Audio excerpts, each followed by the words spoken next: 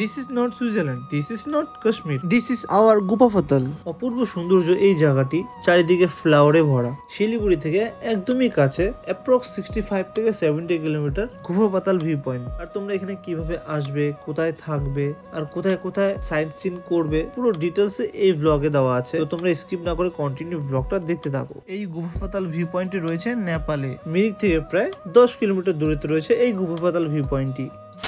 So hey guys, welcome back to my new blog. তো কেমন আছো তোমরা? জানিস তোমরা ভালো ভাই। আজকে একটা নতুন ব্লগ নিয়ে চলে আসছি। আজকে আমাদের ডেস্টিনেশন গুফা পাতাল। এই ডেস্টিনেশন নামটা হয়তো অনেকজনের কাছে ইউনিক, অনেকজন হয়তো এসেছে। তো আমার জন্য ইউনিক, আমি আসিনি। তো আমি গুগল ম্যাপে সার্চ করলাম অনেক ব্যাপার নিয়ে, তো দেখলাম যে জায়গাটা খুবই সুন্দর। কিছু ডিটেলস এই ব্লগে পাবে, তো ব্লগটাকে কন্টিনিউ দেখতে থাকো। চলো ব্লগটা শুরু করা যাক।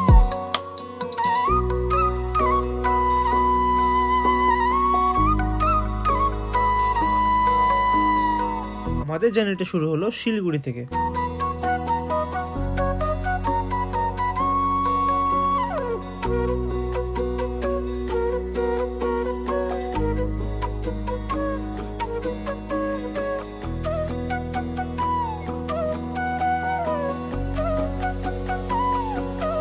ফাইনালি আমরা মিরিক পৌঁছে গেছি। আর চাইলে তোমরা মিরিক লেক ঘুরে যেতে পারো।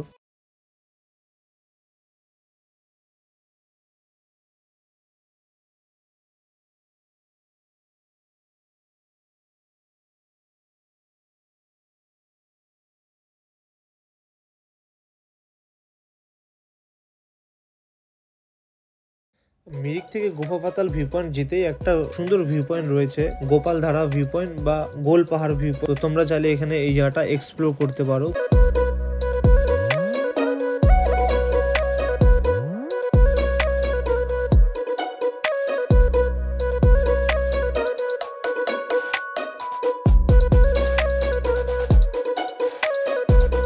আর গুফা পাতাল ভিউ পয়েন্টে আসার জন্য সবার প্রথমে গোল পাহাড় থেকে বেরিয়ে কিছু দূর 3 কিলোমিটার থেকে 3.5 কিলোমিটার গিয়ে একটা এসএসবি ক্যাম্প দেখতে পারবে। এই ক্যাম্পটারই উল্টো সাইডে গুফা পাতাল ভিউ পয়েন্ট। গাড়ি পার্কিং ও প্রচুর জায়গা, তোমরা চাইলে যে কোনো গাড়ি নিয়ে এসে পার্কিং করতে পারো। আমরা চলে আসলাম গুফা পাতাল ভিউ হোমস্টে। আর এটা গুফা পাতাল ভিউ পয়েন্ট। তো ওখানে আমরা এখন ট্রেকিং করে উপরে উঠবো।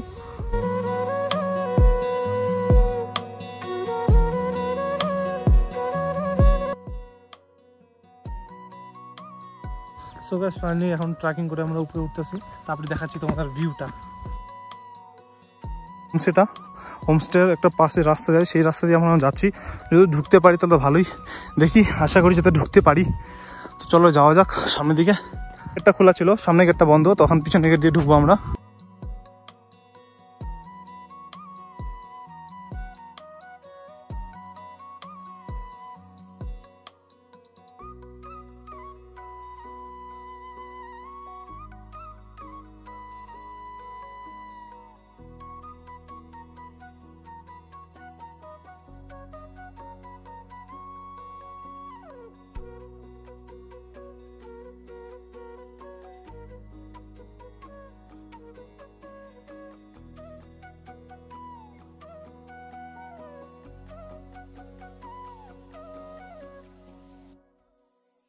দেখতে পাচ্ছ ফুলগুলো কত ঘন, এখানে কত সুন্দর।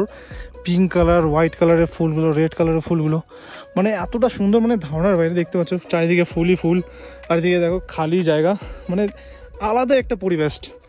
মানে আমার যেটা আমি ম্যাপে দেখছি, গুগল ম্যাপে দেখছি, তার থেকে 3 গুণা সুন্দর এই জায়গাটা। তো তোমরা চাইলে অবশ্যই আসতে পারো, এত সুন্দর জায়গা এক্সপ্লোর করতে পারো। বাইরে বলে রাখি, এটা কিন্তু নেপালের এরিয়া।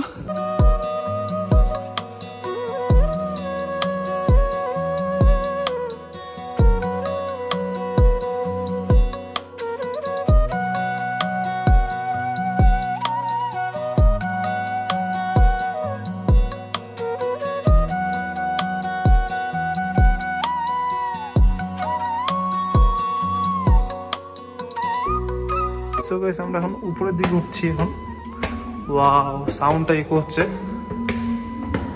তো কিছু তো নেই, কিন্তু রুমটা দেখতে পাচ্ছ। আমরা এখন বেসিক্যালি একদম পুরো নেপালে আছি।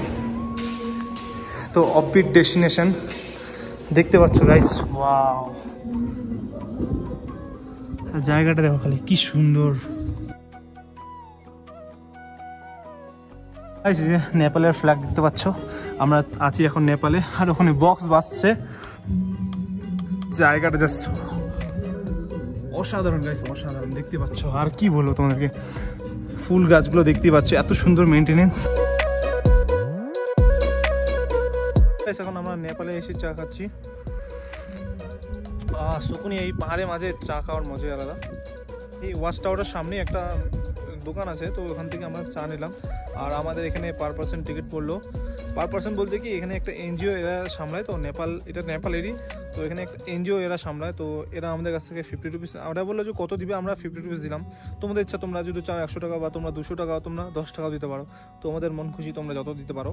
তো আমরা আসলাম, ভালো লাগলো, আমরা 50 রুপিস দিয়েছি। তো এটাই। তো বাই দ্য ওয়ে এখান থেকে চলো, এখানে একটা সামনে হোমস্টে আছে, যদি হোমস্টেতে যাওয়া যায়। তো চলো বাই দ্য ওয়ে ব্লগটা কন্টিনিউ দেখতে থাকো। ব্যবস্থা আছে, তোমরা চাইলে এই ওয়াশ টয়লেট এখানে ব্যবস্থা আছে, তোমরা এখানে ওয়াশরুমও করতে পারো। এখন বেরিয়ে পড়ছি, জাস্ট জায়গাটা দেখো, বাইরের দিকটা খুবই সুন্দর। তো আমরা এখন এই সাইড যাবো, দেখে কয়েকটা হোমস্টে আছে, দেখি যদি যাই এক্সপ্লোর করা যায় তো অবশ্যই যাবো। চলো যাওয়া যাক।